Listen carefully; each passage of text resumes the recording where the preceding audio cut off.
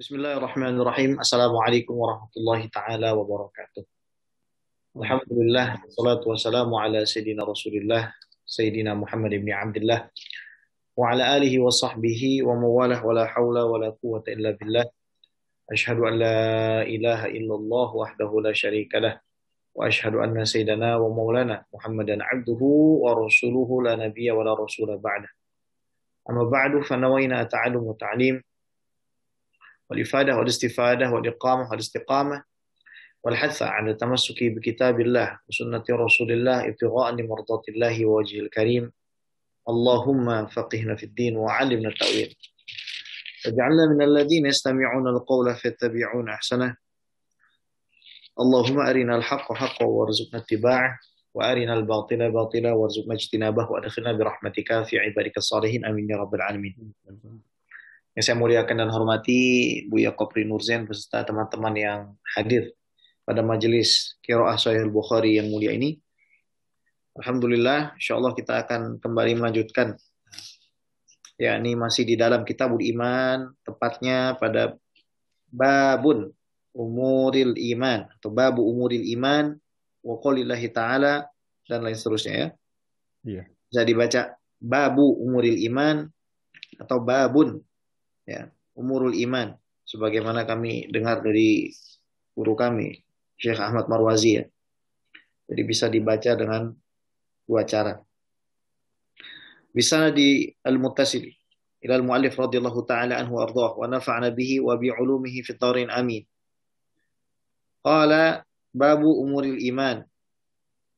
Bab yang membahas perkara-perkara keimanan. Wa qaulillahi ta'ala dan firman Allah Subhanahu wa ta'ala laisal birra an tuwallu wujuhakum qibalal masyriqi wal maghrib. Bukanlah kebaikan itu engkau kalian menghadapkan wajah-wajah kalian kepada arah timur ataupun barat. Walakinnal birra. Akan tetapi yang dimaksud kebaikan man amana billah adalah orang-orang yang beriman kepada Allah Subhanahu wa taala wal yaumil akhir dan juga hari berbangkit. Wal malaikati wal kitabi wan nabiyyin dan para malaikat serta kitab. Ya, yang dimaksud Alkitab adalah Al-Qur'an. Wan nabiyyin dan para nabi. Wa atal mala ala hubbihi dzawil qurba dan memberikan harta yang ia cintai kepada kerabatnya. Wal yatama dan orang-orang yatim wal masakin dan orang-orang miskin. Wa ibnas sabili wasailina dan orang-orang ibnu sabil wasailina orang-orang yang meminta wa fi riqab yaitu para budak wa aqamas sholata dan mendirikan salat wa ataz zakata dan membayar zakat wal mufuna bi ahdihim idza ahadu dan orang-orang yang selalu menunaikan janji mereka apabila mereka berjanji wasabirina fil ba'sa'i wad-dharra dan orang-orang yang bersabar di dalam keadaan sulit, di dalam keadaan tercekat, wahinal ba's dan di dalam keadaan kesempitan. Ulaika alladzina shadaqu, mereka adalah orang-orang yang benar imannya, wa ulaika humul muttaqun, mereka adalah orang-orang yang bertakwa. Ayat ini ditutup dengan wa ulaika humul muttaqun. Jadi di dalam ayat ini Allah Subhanahu wa taala menjelaskan tentang kriteria orang-orang yang bertakwa. Jadi ketakwaan tersebut tidak cukup hanya kita menampilkan kita menghadap ke arah timur ataupun barat.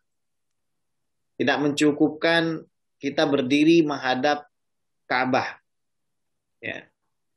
Tidak mencukupkan kita hanya fokus kepada amalan-amalan yang zahir saja. Akan tetapi yang dimaksud kebaikan adalah keimanan seseorang kepada Allah. Intinya di iman ya. Jadi orang yang tidak punya iman kepada Allah, meskipun dia sholat, maka dia tidak bisa masuk ke dalam golongan orang yang beriman. Ya, meskipun zahirnya sholat, hatinya nggak beriman, tetap saja begitu. Karena kemarin saya baru ditanya, Bib, saya punya teman non-muslim, dia tertarik sama agama Islam, tapi belum syahadat, boleh nggak pergi ke masjid? Boleh nggak ikut menyaksikan ibadah umat Islam? Ya boleh-boleh saja. Meskipun demikian dia tidak termasuk ke dalam umat Islam. Wal yaumil akhir dan hari akhir.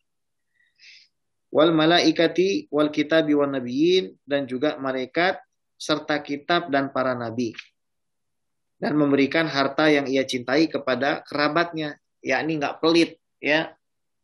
Kalau misalkan kita melihat kerabat kita kesusahan kemudian kita tidak mau membantunya, berarti kita belum termasuk di dalam pujian Allah Subhanahu wa taala di dalam ayat ini, yaitu orang-orang yang bertakwa. Wal yatama, juga kepada anak yatim, wal masakina, dan orang-orang miskin, wa benas sabili wasairina firqa, dan ibnu sabil, dan orang-orang yang meminta serta para budak.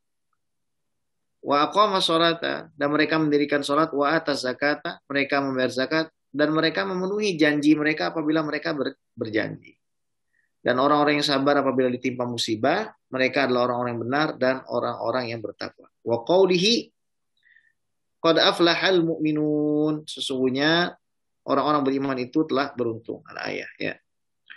Wa bihi ilaihi, kita lanjutkan. Wa bihi ilaihi qala hadatsana Abdullah bin Muhammadin qala hadatsana Abu Amir al-Aqdi qala hadatsana Sulaiman bin Bilal an Abdullah bin Dinarin an Abi Salihin an Abi Hurairah radhiyallahu taala anhu an Nabi sallallahu alaihi wasallam qala al-imanu bid'un wa sittuna syu'batan wal haya'u syu'batun minal iman.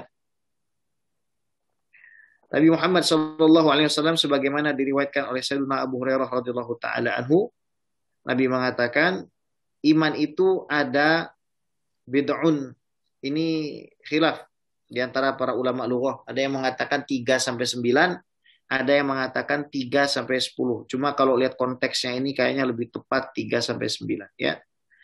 Ya berarti bisa 63, bisa 67, bisa 68, bisa 69 ya. Sekian dan 60 syu'batan, cabang. Wal haya'u syu'batun minal iman. Dan rasa malu itu adalah cabang dari iman. Ada kisah yang menarik dan agak unik ya dari Sayyidina Abu Hurairah. Faqad kanat ummuhu musyrikah. Jadi ibunya Sayyidina Abu Hurairah ini adalah orang yang musyrik. Wa kana yad'uha bainal hin wal hin ila Islam. Sayyidina Abu Hurairah ini memanggil dari satu waktu ke satu waktu kepada Islam. Ibu, ayo masuk Islam, Bu. Ya. Fataba alaihi.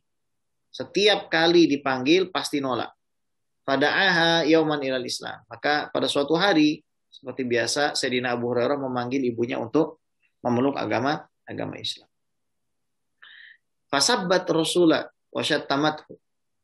Maka yang menjadi respon dari ibunya Sayyidina Abu Hurairah ini adalah cacian dan makian kepada Rasulullah sallallahu alaihi wasallam. Fadhahaba ila Rasul alaihi salatu wasallam.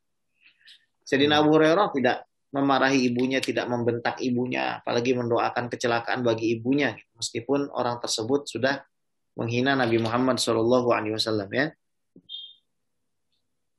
Namun beliau pergi ke Rasul. Wa huwa yabki min syiddatil huzni. Dia dalam keadaan menangis karena terlalu sedih melihat keadaan ibunya. Faqala lahu sallallahu alaihi wasallam, maka Nabi Muhammad sallallahu alaihi wasallam bersabda, "Malaka ya Abu Hurairah, limadza tabki?" Kenapa kamu Abu Hurairah, kenapa kamu menangis? Faqala ya Rasulullah, wahai Rasulullah, kuntu ad'u ummi ilal Islam. Aku memanggil ibuku untuk masuk Islam. Fataba alai. Tapi dia tolak, dia nggak mau. Gitu. Fada'autu hal yaum ilal Islam. Maka pada hari ini aku memanggilnya kembali kepada agama Islam supaya dia masuk ke dalam agama Islam. Fa'asma'atni fika ma'akrahu. Maka ibuku itu dengan sengaja memperdengarkan kepadaku tentang sesuatu yang aku nggak mau dengar tentang dirimu ya Rasulullah. Maksudnya menghina Nabi Muhammad sallallahu alaihi wa alihi wasallam. Fadullah ayahdiya qalbah lil Islam. Ya Rasulullah, aku sudah berusaha. Sekarang aku minta tolong kepada dirimu mendoakan agar Allah Subhanahu wa taala memberikan petunjuk hatinya masuk ke dalam agama Islam. Faqala Rasul Al-Karim, Allahumma hdi qalba ummi Abi Hurairah lil Islam. Nabi diminta doa, langsung doa. Ya Allah, kasih petunjuk kepada hatinya umminya Abu Hurairah supaya bisa menerima agama Islam. Ya, fastubsyirtu bid'awati Rasulillah sallallahu alaihi wasallam. Maka Sayyidina Abu Hurairah senang Oh iya didoain sama Nabi ya, Masya Allah. Di sini ada kesunahan juga kita minta doa kepada orang soleh. Kenapa? Karena al ulama warasatul anbiya. Ya. Faraja'tu ila baiti. Ya, faraja'tu ila baiti. Ini ada juga faidah apa? Berdoa berjamaah. Ini kan ada dua nih. Allah mahdi qalba Umi Abi Hurairah. Nah, Sayyidina Abu Hurairah kan mendengar itu. Kan? Mendengar doanya tersebut. Ya. Kemudian Sayyidina Abu Hurairah mengatakan, "Faraja'tu ila baiti." Saya pulang ke rumah. Falamma aradtu an adkhula. Ketika saya mau masuk ke rumah, sami'tu khosh-khosyatal ma. Aku mendengar suara percikan air. Sotal ma yuksab. Air yang sedang digunakan. Faqalat li ummi ala mahlik. Ya Abu Hurairah. Tunggu dulu Abu Hurairah. Tenang dulu ya. Falamma tahad minal ghusl. Ketika ibunya sudah selesai mandi. Fatahtul baba. Summa qalat. Ketika sudah selesai mandi. Aku masuk. Kata Abu Hurairah. Ketemu sama ibunya. Ibunya bilang apa? Asyhadu an la ilaha illallah. Wa asyhadu anna Muhammadan Rasulullah. Luar biasa ya. Maka beliau mengatakan farajatu ila Rasul sallallahu alaihi wasallam. Aku pulang kepada Nabi Muhammad sallallahu alaihi wasallam wa ana abki min syiddatil farah. Saya dalam keadaan menangis karena terlalu senang ya, terlalu bahagia. Ibu yang tadinya menentang saya, menentang apa yang dibawa oleh kekasih saya, justru menghina-hina Nabi Muhammad sallallahu alaihi wasallam, diberi hidayah oleh Allah Subhanahu wa taala, ya. Ini tidak terlepas juga dari kelembutan Sayyidina Abu Hurairah. Kalau Sayyidina Abu Hurairah ngamuk-ngamuk, marah-marah, berkata-kata kasar, nggak bisa memanggil ke jalan Allah ya. Insya Allah ya. Faqala li sallallahu alaihi wasallam, maka Nabi sallallahu alaihi wasallam berkata kepadaku, "Malah kayak Abu Hurairah? Kenapa kamu Abu Hurairah? Apa yang terjadi padamu?" Qultu absyir ya Rasulullah. Berbahagialah dirimu wahai Rasulullah. Berbahagialah dirimu ya Rasulullah. Absyir ya Rasulullah. Falaqad istajaballahu du'aak. Sesungguhnya Allah Subhanahu wa taala telah berkenan mengabulkan doamu. Telah berkenan menjadikan ibuku seorang muslim ya. Ini satu hal yang sangat membahagiakan bagi Sayyidina Abu Hurairah bahwasanya ibunya bisa masuk ke dalam agama Islam ya, atas izin Allah Subhanahu wa taala.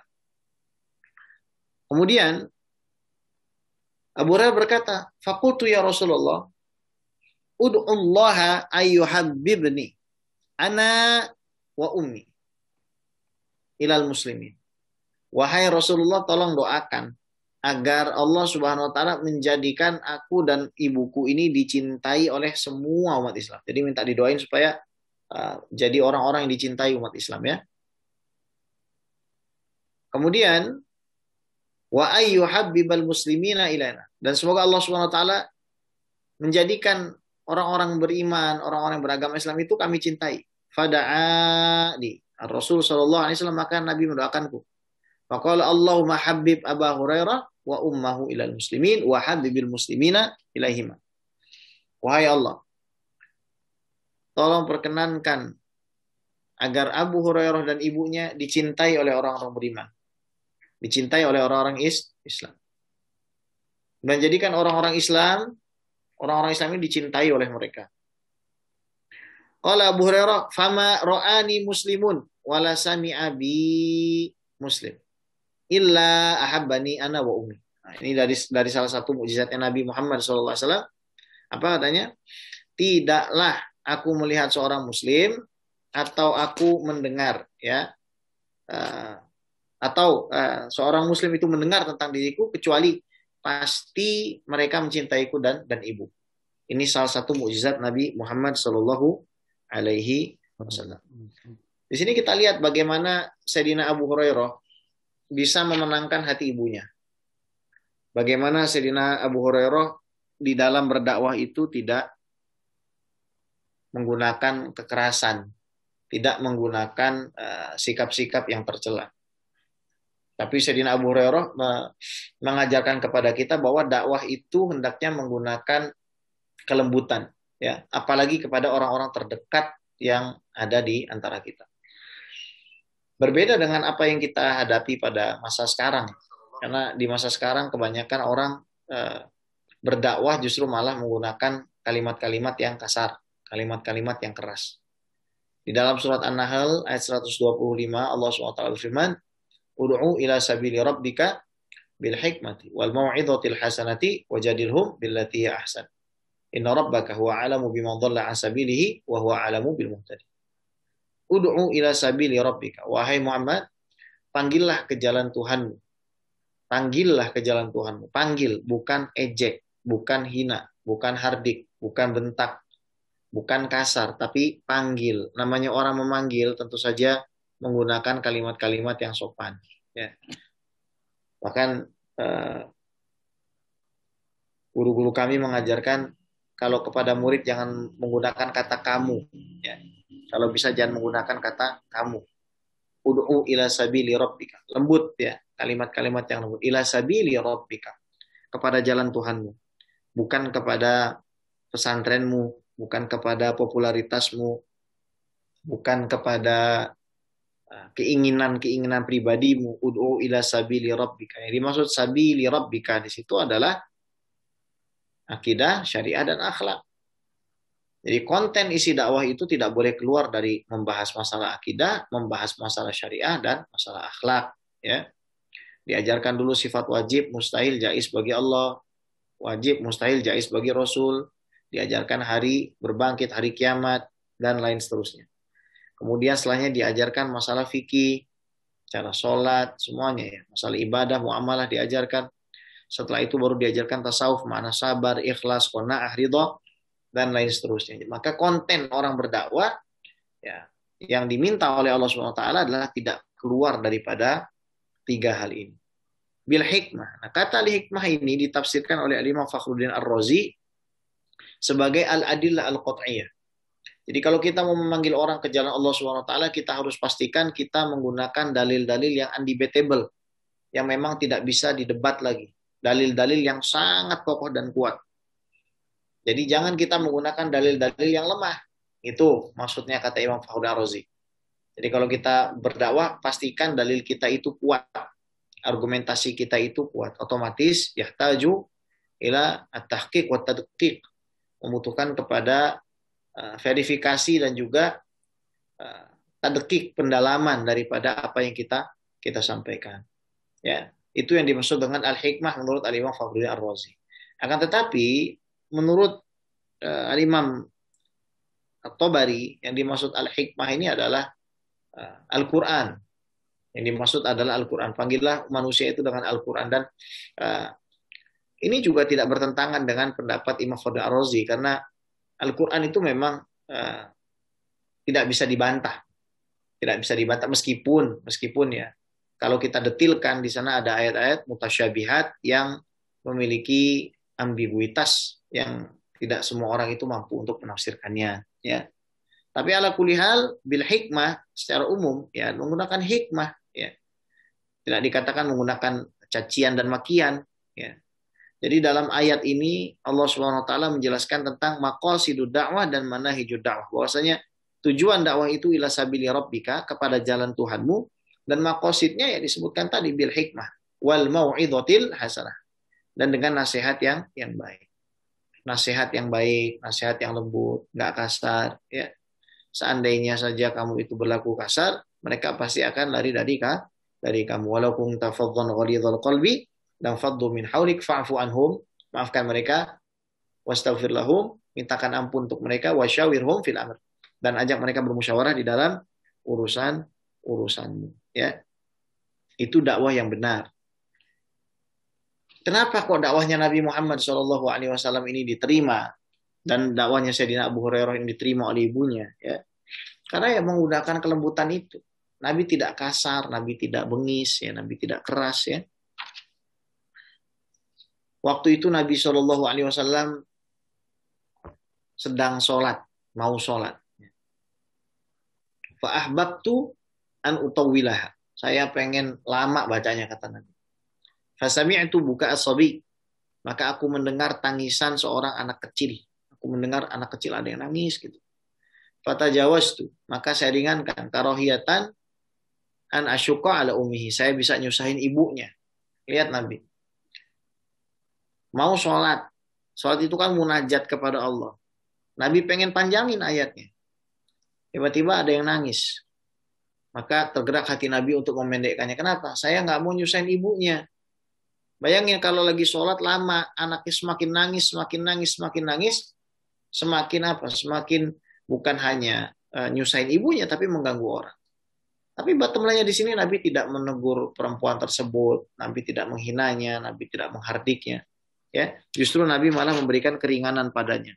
Ini kontras dengan apa yang sering kita pribadi alami gitu. Misalkan kita menghadapi kasus yang serupa, ada orang nangis anaknya, yang kita lakukan adalah memicingkan mata kita. Ya betul memang kita tidak khusyuk, tapi itu juga sebagai satu dalil ya bahwasanya kita memang sholatnya itu masih belum sampai taraf yang diinginkan yang seharusnya ya.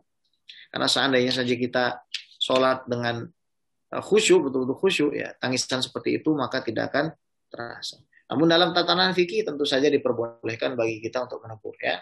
Ini kita bicara soal cara berdakwah. Pada suatu hari Nabi Muhammad SAW sedang jadi imam. Kemudian ada seorang Yahudi datang mencekik leher Nabi Muhammad SAW kerahnya. Ditagih hutang. Apakah begini caranya Bani Hashim itu mau membayar hutang? Apakah Bani Hashim ini kayak begini, kata orang Yahudi itu. Lalu Sayyidina Umar yang waktu itu hadir, beliau hendak menebas batang leher orang itu. Kata Nabi SAW, nggak gitu caranya Umar. Lalu gimana ya Rasulullah caranya? Kamu suruh dia untuk menagih utang dengan baik dan perintahkan kepada saya untuk membayar utang dengan segera. Bayangkan, setelah dicekek lehernya, dihina bangsanya, Nabi tidak aji mumpung. Ya, oh ini ada yang belain saya gitu enggak. Tapi Nabi Muhammad SAW justru malah memerintahkan Sayyidina Umar untuk menasihati orang tersebut dan menasihati Nabi. Maka yang terjadi adalah laki-laki itu bersyahadat. Dia mengatakan, saya ini sudah meneliti semua dokumen kitab saya sudah teliti. Semua sifat-sifat yang ada pada kamu itu semua sifatnya Nabi, seorang Rasul. Ya. Tinggal satu yang belum saya uji. Apa? Gimana kalau misalkan dia dibuat marah, pengen tahu sikapnya dia kalau marah. Dan ternyata sikapmu, wahai Muhammad, adalah sikap yang memang dicantumkan di dalam kitab saya. Asyhadu an la ilaha illallah wa asyhadu anna Muhammadar Rasulullah. Akhirnya masuk ke dalam agama Islam. Ini sangat luar biasa. Atau pada suatu masa di mana Nabi SAW ingin berwudu tidak punya ember. Yang minjemin embernya adalah perempuan musyrikah yang jadi tetangganya Rasul. Kita dapat bayangkan kalau Nabi Muhammad SAW adalah seorang yang bengis, seorang yang suka menghardik, orang yang nggak muamalahnya sama tetangga nggak bagus, nggak bakal dipinjemin. Di zaman di mana ya, ajaran syirik itu di mana-mana, ajaran tauhid itu justru malah mau dibinasakan, tapi ada seorang perempuan mau meminjamkan ember untuk ritual sebuah agama yang ditentang sendiri. Semua itu gara-gara apa? Gara-gara akhlak. Nabi SAW punya pembantu anak kecil orang Yahudi. Anak ini bekerja sama Nabi. Pada suatu hari sakit. Maka Nabi Muhammad SAW mengunjungi anak lelaki ini. Di luar dugaan ternyata bapaknya ada di situ. Lalu Nabi Muhammad SAW melihat dia terengah-engah dan mengatakan, masuklah kamu ke dalam Islam.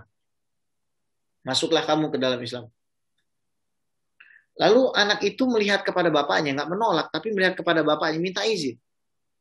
Lalu apa kata bapaknya? Ati Abul Qasim. Taatlah kamu kepada Abul Qasim. Taatlah kamu kepada Rasul. Taatlah kamu kepada Muhammad. Ini bapaknya nyuruh anaknya murtad dari agama Yahudi kepada agama Islam. Dan Nabi meminta anak itu masuk ke dalam Islam di depan ayah kandungnya sendiri. Dan diterima. Ketika Nabi keluar, Rasul mengatakan, segala puji bagi Allah yang telah menyelamatkan anak ini. Kira-kira kalau Nabi Muhammad SAW kasar, kalau Nabi Muhammad SAW bengis, kalau Nabi Muhammad SAW itu jahat, perangainya buruk, tabiatnya kurang kurang ajar, ya. Tidak mungkin, tidak mungkin ada orang mau dengerin Nabi Muhammad SAW. Tapi Nabi adalah orang yang lembut, orang yang baik, orang yang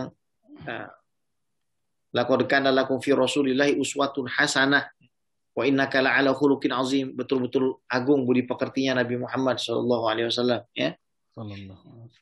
Bagaimana beliau dengan istri, muamalahnya, bagaimana dengan tetangga, bagaimana dengan musuhnya. Kita belajar bagaimana tulisannya Nabi, sopannya Nabi kepada Heraklius. Ya. Semua itu adalah satu hal yang harus kita kembali review ulang, karena di zaman sekarang orang mengartikan dakwah itu adalah dengan cara berteriak-teriak, dengan cara marah-marah. Padahal yang harus kita naikkan itu bukan level intonasi suara, tapi level narasi kita. Ya. Baik. Itu kisahnya Sayyidina Abu Hurairah, ya. Sampai ibunya loh minta doa orang soleh, kemudian kita juga ikhtiar, ya, kita juga ikhtiar dan gigih gitu. Sayyidina Abu Hurairah itu gigih, jadi nggak cuma sekali ngasih tahu selesai, tapi beliau gigih di dalam memberitahukan agar ibunya masuk ke dalam agama Islam, dan buahnya manis gitu. Minta didoain ibunya masuk Islam, iya, doa kabul. Minta didoain supaya ibu dan dirinya itu dicintai orang Islam, juga makbul, ya. Itulah salah satu mukjizatnya Nabi Muhammad Shallallahu Alaihi Wasallam. Ya. Hadis selanjutnya, ya. Oh, ini belum, ya. Tadi belum kita jelaskan. Al-imanu bid'un, ya. Wasituna syu'batan. Iman itu ada 60 sekian, ya. Bisa 69 atau sampai 63, ya, range angkanya. Wal haya'u syu'batu minal iman. Rasa malu itu adalah syu'batu minal iman, cabang dari iman. Haya, rasa malu, ini terbagi jadi dua. Ada rasa malu kita kepada Allah dan rasa malu kita kepada makhluk. Orang yang malu kepada Allah, tentu saja dia pasti akan malu kepada makhluk. Orang yang tidak malu kepada Allah, maka dia tidak mungkin akan malu kepada makhluk. Maka di dalam beberapa literatur itu disebutkan, ketahuannya orang itu malu kepada Allah adalah pada saat dia sendirian. Masuk kamar mandi saja kita tetap harus menggunakan basahan, tidak melepaskan semuanya. Bahkan di dalam berhubungan suami istri, orang yang malu kepada Allah Subhanahu Wa Taala pasti dia akan, mohon maaf ya, masuk ke dalam sarung atau menutupi tubuhnya dan tubuh istrinya. Itu menunjukkan malunya kepada Allah Subhanahu Wa Taala, dan sifat seperti ini sangat jarang sekali kita temukan, ya. Maka malu itu adalah kebaikan. Wal haya'u khairun kullu. Semuanya itu baik. Rasa malu itu selalu menghasilkan kepada hal-hal yang baik. Sebaliknya, sembrono, ya, kemudian tidak punya malu. Di dalam tastahi fasna' ma syi'ta. Kalau kamu nggak punya malu, bikin saja semau kamu. Nah, kalimat bikin saja semau kamu, itu kan artinya kita disindir gitu. Bahwasanya kita bukan orang yang hidup sendirian, kita punya tetangga, kita punya keluarga, yang mereka juga punya hak yang independen untuk menentukan ini dan itu. Maka ya akan ada kaitannya, ya, hadis yang kita baca ini dengan hadis selanjutnya. Wa bihi ilaihi qala babu al-muslimu, babu al-muslimi. Kalau babun al-muslimu. Di sini ada dua cara qiraah sebagaimana saya sampaikan, ya. Babun, ya. Al-muslimu man salim al-muslimuna min lisanihi wa yadihi. Atau babu al-muslimi man salim al-muslimuna min lisanihi wa yadihi. Jadi bab yang membahas tentang orang Islam itu adalah yang mana orang-orang yang beragama Islam yang lain selamat lisan dan lidahnya. Wa bihi ilaihi qala haddatsana Adam bin Abi Yasin qala haddatsana Syu'batu an Abdullah bin Abi Safar wa Ismail an Asy-Sya'bi an Abdullah bin Amr radhiyallahu ta'ala anhuma an Nabi sallallahu alaihi wasallam qala al-muslimu man salima al-muslimuna min lisanihi wa yadihi wal muhajiru man hajara ma nahallahu anhu qala Abu Abdullah wa qala Abu Muawiyah Haddatsana Dawud an Amirin qala sami'tu Abdullah an Nabi sallallahu alaihi wasallam wa qala Abdul A'la an Dawud an Amirin an Abdullah an Nabi sallallahu alaihi wasallam. Baik. Di sini Nabi Muhammad sallallahu alaihi wasallam menjelaskan kepada kita kriteria yang termasuk di dalam kesempurnaan iman seorang muslim. Jadi yang termasuk kesempurnaan iman seorang muslim adalah mereka yang paling sedikit, ya, bahkan mungkin bisa dikatakan tidak punya keinginan untuk menyakiti orang-orang Islam baik dengan lidah dan tangannya. Maka daripada itulah ikhwah, Imam Nawawi sampai mengatakan begini, i'lam annahu yanbaghi ala kulli mukallafin ayahfadha lisanahu an jami'il kalam. Hendaknya setiap orang Islam itu menjaga semua tutur katanya, ya, semua tutur katanya itu dijaga, ya. Illa kalaman dhaharat fihil maslahah, kecuali perkataan yang memang ada maslahatnya tampak. Matastawal kalam wa tarkuhu fil maslahah fasuna al-imsak anhu. Jadi kata Imam Nawawi, ketika kita diam ada manfaatnya, kemudian ketika kita ngomong ada manfaatnya, maka diam itu adalah lebih selamat. Diam itu adalah lebih selamat. Li'annahu qad yanjarul kalamul mubah ila ma huwa haram aw makruh. Karena terkadang hal-hal yang kita katakan yang sifatnya itu mubah, yang sifatnya itu diperbolehkan, bisa menarik kepada sesuatu yang diharamkan, ya. Wa dzalika katsirun fil 'ada wa salama la ya'diluha syai'un. Dan itu banyak sekali terjadi. Awal-awalnya ngobrolin apa, akhirnya jadi gibah. Awal-awalnya ngomongin pekerjaan, karena terlalu lama duduk akhirnya jadi gibah. Dan di sini Nabi Muhammad SAW menjelaskan, seolah-olah mengatakan orang Islam itu harusnya memang tidak menyakiti orang lain, baik dengan tangannya, dengan lidahnya, dengan perbuatannya, ya. Jangan sampai nyakitin orang. Di dalam riwayat yang lain, misalkan Nabi Muhammad SAW mengatakan ketika ditanya, ya Rasulullah, ayyul muslimina afdalu, ya. Sebagaimana sudah disampaikan, wahai Rasulullah, ayyul muslimina afdalu. Orang Islam yang mana nih yang paling utama? Jadi definisi yang dijelaskan Nabi itu bukan yang bajunya putih, yang pakai imamah, yang lulus kuliah di sini, yang kemudian punya sanad banyak, ijazah banyak. Tapi kata Nabi SAW, ketika mendefinisikan orang yang terbaik dari kalangan orang Islam itu adalah mereka yang paling sedikit nyakitin orang. Makanya Imam Al-Ghazali dalam Bidayatul Hidayah itu menjelaskan, tingkatan kamu itu yang pertama harus kamu usahakan tuh harus menjadi kiramin baroroh, harus menjadi malaikat-malaikat yang suka berbuat baik. Jangan sampai kamu itu seperti binatang buas, ya, kal hayya wal aqrab, seperti ular ataupun kalajengking yang selalu memberikan sengatan kepada manusia, nggak pernah kasih manfaat, ya. Paling nggak kalau kita nggak bisa kasih manfaat, kita jangan merugikan orang lain. Nah, Nabi SAW juga mengatakan, man yadman li ma baina lihyaihi wa fakhidaihi adman lahul jannah. Siapa saja orang yang bisa menjaga lidah dan kemaluannya, maka aku akan jamin baginya surga, ya. Bahkan dalam sebuah hadis Nabi Muhammad SAW mengatakan, innal abda la yatakallamu bil kalimah ma yatabayyanu fiha yazillu biha ilan nar ab'ad mimma bainal masyriqi wal maghrib, muttafaqun alaih. Ada seseorang mengatakan satu kalimat yang dia tidak sangka. Dia ngomong aja. Tapi kalimat kata yang singkat itu menjadikan dia masuk ke dalam neraka yang lebih jauh daripada timur dan barat, ya. Innal abda la yatakallamu bil kalimah min ridwanillahi ta'ala ma yulqi laha balan yarfa'uhu Allahu biha darajat. Namun memang berbicara itu bukan sesuatu yang dilarang.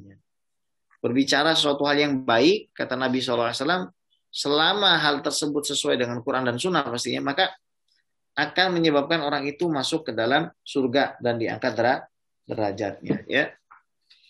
Kemudian dalam riwayat yang lain, misalkan Nabi Muhammad SAW mengatakan ketika ditanya, ya Rasulullah, ma takhafu alayya. Apa sih sesuatu yang paling engkau takutkan dari diriku ya Rasulullah? Apa sih yang paling engkau takutkan terjadi atasku? Fa akhadha bi lisani nafsihi tsumma qala hadza. Maka Nabi SAW mengambil lidahnya, pegang lidahnya dan mengatakan ini. Sebenarnya kan Nabi bisa aja nunjuk lidah atau mengatakan lidah, tapi Nabi sampai mengeluarkan lidahnya dan memegangnya. Itu menjadikan satu simbol bahwasanya lidah itu memang harus dipegang. Ya, lidah itu memang harus dipegang. Ya. Dalam riwayat Tirmizi, Nabi SAW bersabda, Inna kathrotal kalam min ghairi dzikrillah qaswatun lil qalb.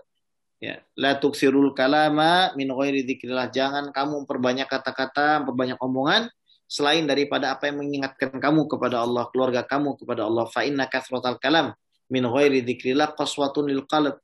Karena kalau kita terlalu banyak bicara, terlalu banyak ngomong, tidak mengingatkan diri kita kepada Allah, saudara kita kepada Allah, kepada Rasulullah, itu adalah sebab kerasnya hati. Wa inna ab'adan nasi ilallah al-qalbul al-qasi. Dan orang yang paling jauh ya minallah dari Allah Subhanahu wa taala adalah orang yang hatinya keras disebabkan karena banyak bicara.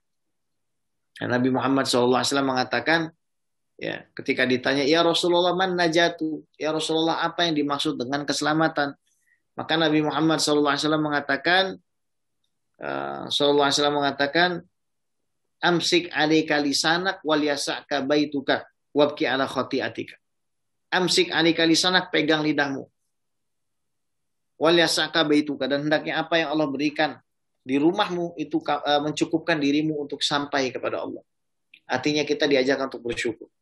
Wabki ala khotiatika, dan tangisilah dosanya. Itu keselamatan. Ya. Kembalinya ya ke tadi itu rasa malu. Kita malu sama Allah Subhanahu wa taala yang sudah memberikan kita segala bentuk kenikmatan, kita nggak mau taat. Kita malas-malasan beribadah. Sholawatnya malas, zikirnya malas, puasa sunnahnya malas.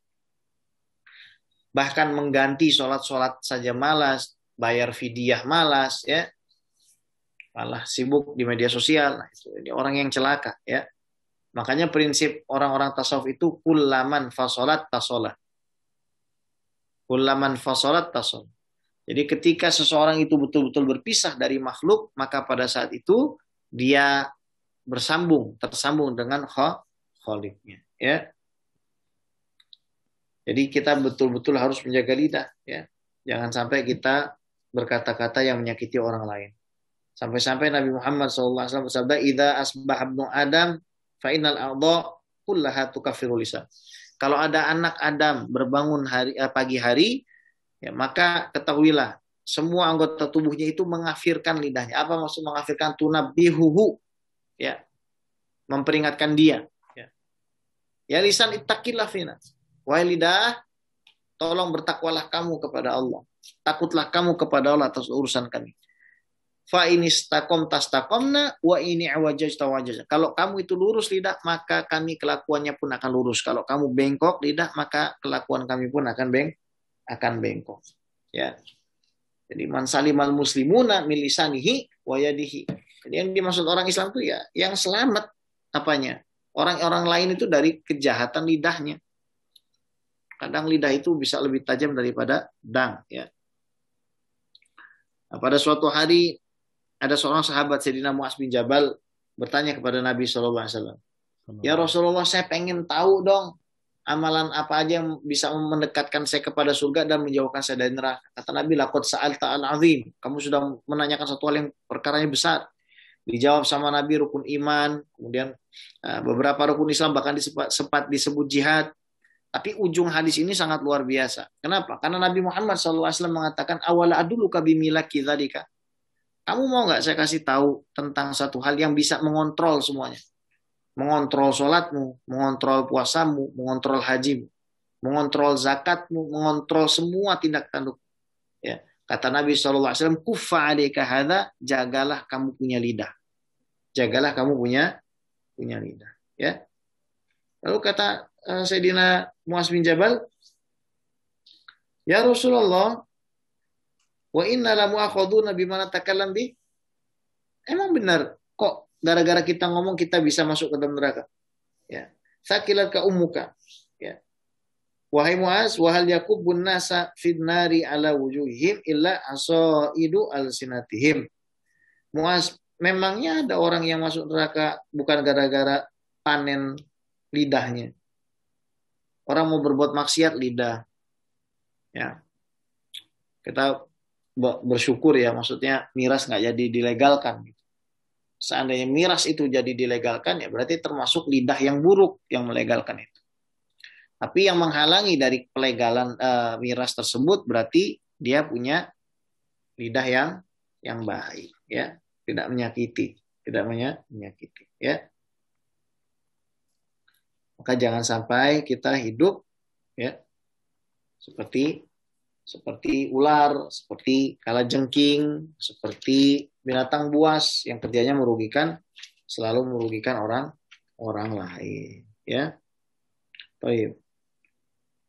Kemudian wal muhajir man hajara manahallahu anhu. Dan yang dikategorikan sebagai al muhajir ini siapa? Yaitu orang-orang yang meninggalkan segala sesuatu yang dilarang oleh Allah Subhanahu wa taala, ya. Di sini kelihatan sekali jawami'ul kalimnya Nabi Muhammad sallallahu alaihi wasallam. Bagaimana kalimatnya sedikit tapi maknanya sangat universal, lafaznya juga fasih, ya. Memberitahu kita terhadap satu hal yang mungkin sangat sulit gitu. Akan tetapi dibikin ringkas sama Nabi, disederhanakan. Man salimal muslimuna min lisani wa yadi. Orang Islam adalah orang yang mana orang Islam yang lain selamat dari lidah dan tangannya. Selamat dari lidah ya, berarti nggak gibah, berarti nggak namimah, ya, nggak menuduh ahli bid'ah sembarangan, nggak menuduh syirik, nggak menuduh kafir. Ya, selamat dari tangan berarti selamat daripada kejahatan tangannya, ya. Maka Nabi Muhammad SAW mengingatkan kepada kita al-muslimu al-muslim haram. Orang Islam yang satu dengan orang Islam yang lain itu suci. Apanya? Damuhu, darahnya, maluhu, hartanya, wa irduh, dan kehormatannya, ya. Wah, hadis ini, ya, qalahu sallallahu alaihi wasallam liman sa'alahu anil Islam. Kama fi riwayat Ibnu Umar anna rajulan sa'ala Rasulullah sallallahu alaihi wasallam ayyul muslimina khair. Fadzakal hadis. Jadi orang Islam yang mana sih yang paling bagus itu? Orang Islam yang mana sih yang paling bagus? Ya, adalah mereka yang mana paling sedikit menyakiti orang lain, ya. Di dalam riwayat yang lain dikatakan wal mu'minu man aminahun nasu ala dimaihim wa amwalihim. Jadi orang beriman itu adalah orang yang mana manusia itu merasa aman gitu. Kalau dekat dia tuh ngerasanya aman. Bukan ngerasanya itu nggak aman, ya, baik dalam urusan jiwa mereka maupun urusan harta mereka. Di sini ada faedah hadis apa? Pertama, kita dilarang untuk menyakiti orang Islam. Ya, dari bentuk segala apapun bentuknya, baik perkataan, perbuatan, penghinaan, apapun, ya, mukul, ya, semuanya nggak boleh. Wa fihi husnu takhalluq ma'an nas. Dan di sini kita diajarkan untuk berakhlak yang baik kepada manusia. Wa lihadza fasara Hasan al-Basri al-abrar, ya, biqaulihi al-abraru humul ladzina la yu'duna dzar. Ya. Jadi yang namanya orang-orang yang abror itu mereka yang tidak menyakiti, ya, meskipun sedikit sekali itu enggak, ya. Wala yuhibbuna syarr, dan mereka tidak menyukai kejahatan, ya. Jadi sini kita mendapatkan faedah pertama bahwasannya orang yang beriman itu punya kriteria, bukan hanya menghadap ke timur atau barat, tapi kriteria iman kepada Allah, hari akhir, malaikat, kitab, para nabi, ya. Ini iman, kemudian juga suka memberikan yang terbaik dari hartanya. Bukan harta yang terjelek tapi yang terbaik, ya. Maka kita patut bersyukur karena beberapa waktu yang lalu sebagian teman-teman kita di Bekasi itu terendam banjir. Sampai-sampai tidak bisa kembali ke rumahnya, harus menunggu surut kurang lebih 1 bulan. Kita bisa bayangkan rumah kita kerendam banjir 1 bulan, betapa baunya, betapa kotornya, ya. Maka kalau misalkan ada acara bakti-bakti sosial kayak begitu, ikut. Kenapa? Karena itu bisa menghapuskan dosa kita di sisi Allah Subhanahu wa taala. Jangan sampai kita malas-malesan berbakti, ya. Karena kita boleh suka ke dalam kajian, ikut masuk kajian apa, tapi kalau kita nggak ada actionnya percuma. Gimana caranya? Ya, bikin acara bakti sosial, galang dananya. Boleh nggak pakai fidyah? Ya boleh pakai duit fidyah. Ini mohon maaf ya, ada masjid yang malah nimbun duit fidyah gitu. Padahal orang miskin itu nggak kurang-kurang, banyak orang miskin. Sampai 40 juta, 50 juta ya. Maka disinilah kita harus bersyukur karena Allah Subhanahu wa taala memberikan kita kesempatan untuk belajar ilmu agama dan sekarang let put it into practice. Mari kita letakkan semua ilmu itu untuk kita amalkan. Sedikitkan dari menyakiti orang, sedikitkan dari jailin orang, komentar yang nggak perlu, perbanyak zikir. Kita ini kekurangan zikir, ya, kekurangan zikir, kurang baca Quran, ya, sehingga akhirnya umat ini banyak terkena bala, ya, azab yang tersebar di negeri-negeri ini kita ini, termasuk juga ya, apapun bentuknya itu likillati sholati ala Nabi Sallallahu Alaihi Wasallam, kata Syekh Ali Jumah, karena kita terlalu sedikit membaca sholawat kepada Nabi Sallallahu Alaihi Wasallam. Subuh pergi ke masjid, pulang dari masjid, baca dulu sholawat. Kalau bisa 1000, nggak bisa 1000 ya 500, nggak bisa 500 300, nggak bisa 300 ya 100 lah baca. Ya, sepanjang jalan itu kalau bisa bawa uang, ya bawa uang cari, siapa tahu ada pemulung apa kasih, ya. Itu cara kita hidup harusnya, ya. Cara kita hidup harusnya seperti itu. Mudah-mudahan jadi ilmu yang bermanfaat. Assalamualaikum Buya. Assalamualaikum Habib. Waalaikumsalam warahmatullahi wabarakatuh. Silakan Pak Adi. Ya, terima kasih Buya. Assalamualaikum Habib. Waalaikumsalam Pak Adi. Gimana, sehat ya Habib ya? Alhamdulillah, alhamdulillah. Habib, saya mau tanya ini kan pembahasannya tentang hadis ya. Iya. Begini Habib, kalau hadis Bukhari itu kan kita kenal sebagai hadis sahih ya. Yeah. Kemudian Muslim juga dan yang lainnya. Ketika hadis sahih itu tidak semuanya bisa diamalkan gitu. Dan juga ketika hadis dhaif tidak semuanya mesti ditinggalkan. Bagaimana penjelasannya, Habib? Terima kasih. Baik. Jadi yang disebut hadis sahih itu baru sanadnya saja. Jadi baru validitasnya saja. Hadis ini sahih gitu, valid. Tapi di dalam eksistensi dan aplikasi hukum, kevalidan daripada mata rantai hadis itu hanya menentukan dari satu sisi saja, belum dari sisi yang lain. Apa maksudnya? Karena ada hadis-hadis yang terhapus, meskipun dia itu hadis sahih. Contoh, la taktubu anni ghairal Qur'an. Wa may yaktub anni ghairal Qur'an falyamhu. Jangan tulis omonganku selain dari Al-Qur'an. Kalau ada orang nulis omongan saya selain Al-Qur'an, hapus. Nah, gimana nasibnya kalau orang baca hadis itu aja? Hadis itu sahih. Hadis itu sahih. Oh, berarti nggak boleh nulis hadis kalau begitu kan? Nah, ya. Ternyata ada orang Yaman datang ke Nabi. Lalu minta dituliskan hadis. Uktub li Abi Syad.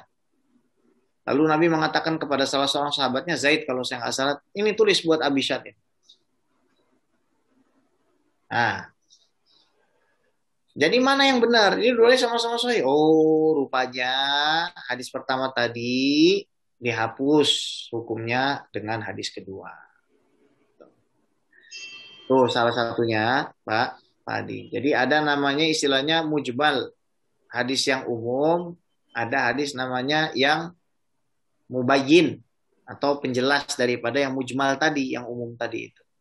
Ada yang am, ada hadis yang mukhassisnya. Kullu bid'atin dhalalah. Hadisnya sahih, itu umum.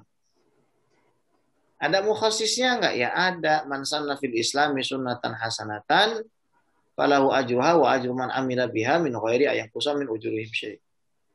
Jadi yang mengkhususkan kullu bid'atin dhalalah itu enggak semua, artinya apa? Ternyata ada hadis lain riwayat Imam Muslim.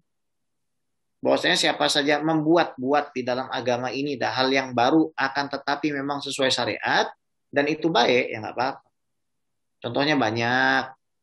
Lagi i'tidal sahabat Nabi baca Rabbana walakal hamdu hamdan katsiran thayyiban mubarakan fi. Itu Nabi nggak pernah diajarin, dan Ibnu Hajar mengatakan ini adalah dalil bahwasanya memang diperbolehkan kita di dalam sholat membaca selain bacaan sholat yang maksur selama tidak bertentangan dengan yang maksur, gitu aja. Ya, ada namanya nasikh dan mansukh, ada yang datang duluan, datang belakangan menghapus ya. Nah, itu sebabnya. Nah, adapun masalah hadis dhaif ya. Adapun masalah hadis dhaif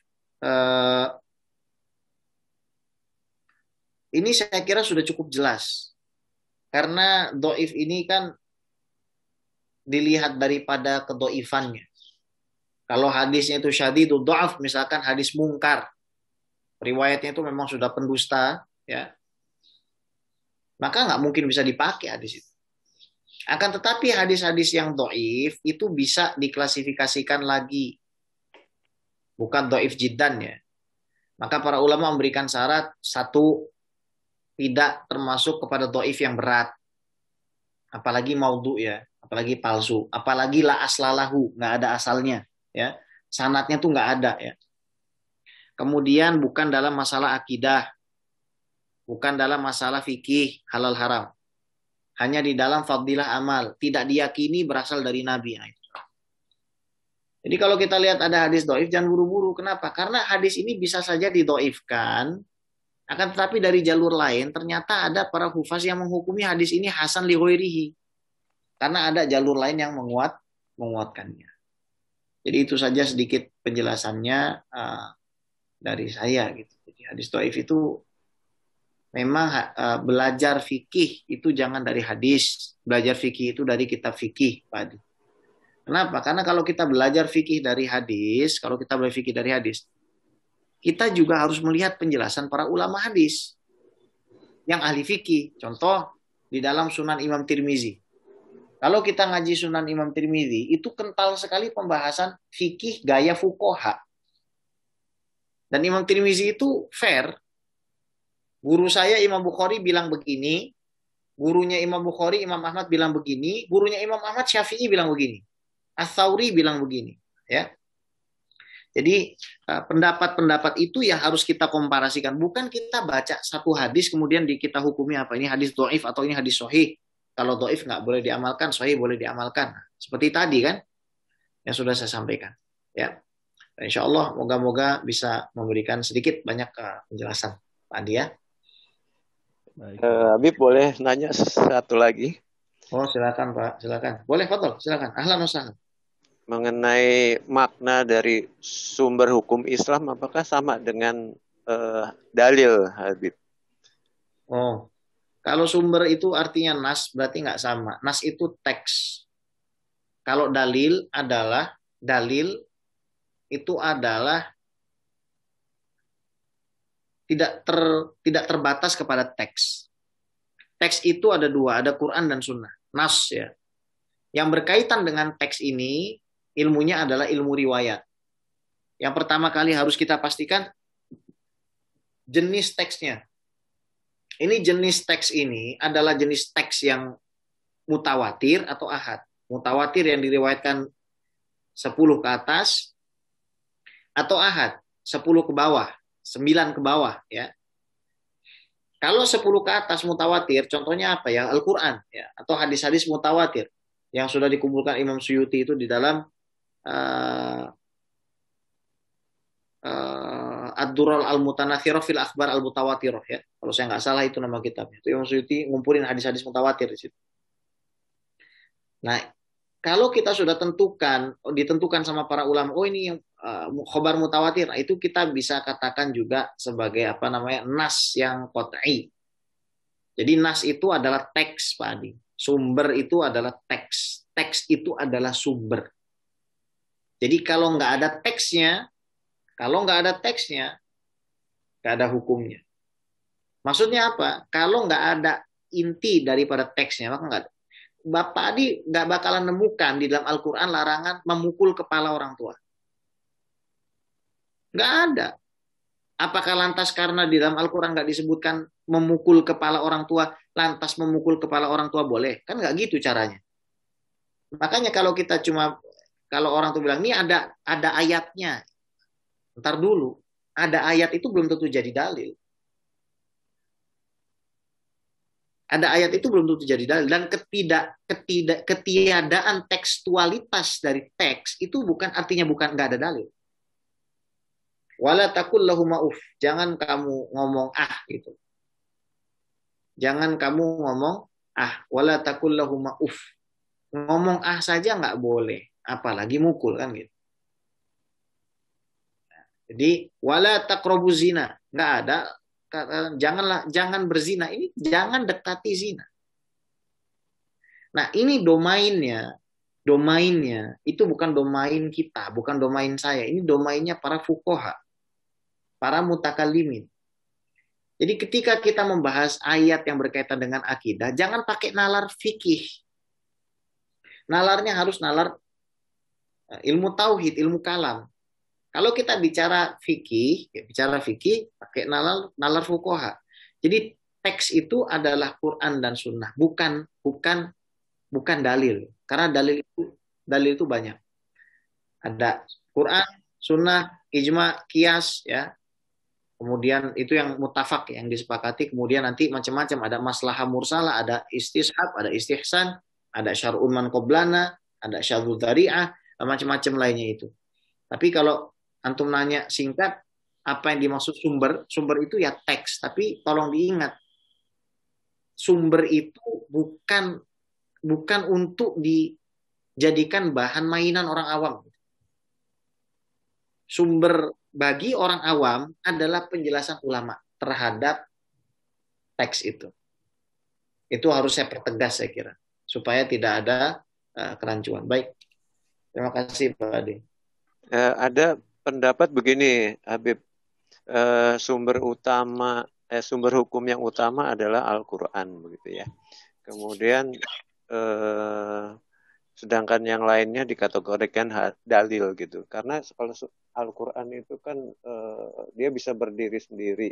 Ini saya mohon penjelasannya. Sedangkan dalil itu perlu ada penunjangnya. Nah, bagaimana dengan pendapat seperti ini, Habib?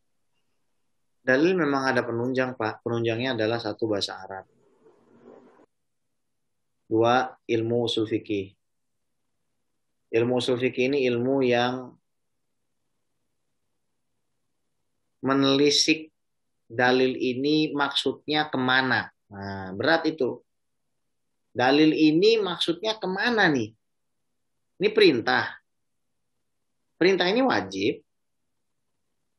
Apakah sunnah? Apa cuma irsyad? Nah, ini nggak disebut larangan. Tapi kalimatnya tidak ada dosa bagimu. Tidak disebut tidak ada dosa bagimu, ini maksudnya apa? Jadi kalimat-kalimat seperti itu adalah domain ulama-ulama usul fikih. Nah, ini ada orang hidup di zaman sekarang mau ngelangkahin ulama-ulama itu. Padahal mereka bisa ngomong ini ada dalilnya, itu taunya juga dari ulama-ulama itu. Jadi rancu gitu. Seperti seorang anak yang ingin lebih tua dari bapaknya. Itu yang kita hadapi sekarang. Seorang anak yang ingin lebih tua dari bapaknya. Nah, maka cara paling aman ya, saya katakan tadi ya, kita kembalikan saja. Kalau ngomongin masalah akidah, jangan pegang Al-Quran, baca sendiri. Ya, boleh kita seperti itu, tapi tentu saja harus dibimbing oleh guru yang berkapasitas. Mau belajar fikih, jangan langsung dari Quran. Karena Quran itu bukan untuk orang awam, bukan untuk saya, bukan untuk kita. Al-Quran itu bagi para mujtahid itu yang bisa mengekstrak daripada hukumnya. Kita tinggal terima jadi saja. Dalilnya apa? Yarfa'illahu ladzina amanu minkum walladzina utul ilma darajat. Ini orang-orang yang diberi ilmu. Anda tidak diberi ilmu gitu. Maka ya Anda harus mengakui kelebihan orang-orang yang diberi ilmu. InsyaAllah semoga jadi ilmu yang bermanfaat ya Bu ya. InsyaAllah Pak Adi ya. Khair. Amin Habib.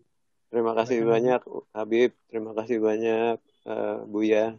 Assalamualaikum warahmatullahi wabarakatuh. Salam Pak Adi. Assalamualaikum. Silakan Habib, kalau ada yang terakhir ingin disampaikan atau ditutup dengan doa dari Habib. Terima kasih banyak buat Buya, buat Pak Adi, buat di sini banyak yang hadir, ada Mas Ardiansyah, ada Bu Tina ya. Nah, dan teman-teman lainnya yang saya tidak bisa sebutkan. Marilah kita syukuri sisa-sisa umur ini, kita berbuat baik sebanyak-banyaknya, kita minimalisir kita menyakiti orang lain, kita minimalisir semampu kita dari menyakiti orang dengan perkataan perbuatan kita. Semoga Allah SWT memudahkan kita untuk itu semua, dan kita bisa berkumpul bersama Nabi Muhammad SAW, ala hadina wa ala kulli nabi salih, ala hadratin Nabi Muhammad SAW, ala ruhi al-imam Muhammad bin Ismail al-Bukhari. Syaulillahi lana wa lahumul fatihah. A'udhu billahi minasyaitonir rajim. Bismillahirrahmanirrahim. Alhamdulillahi rabbil alamin arrahmanir rahim maliki yaumiddin.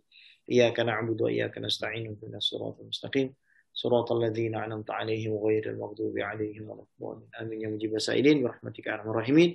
Da'wahum fiha subhanakallahumma wa tahiyyatuhum fiha salam. Wa akhiru da'wana alhamdulillahi rabbil alamin. Terima kasih Buya dan jamaah sekalian. Kurang lebih saya mohon maaf. Assalamualaikum warahmatullahi taala wabarakatuh.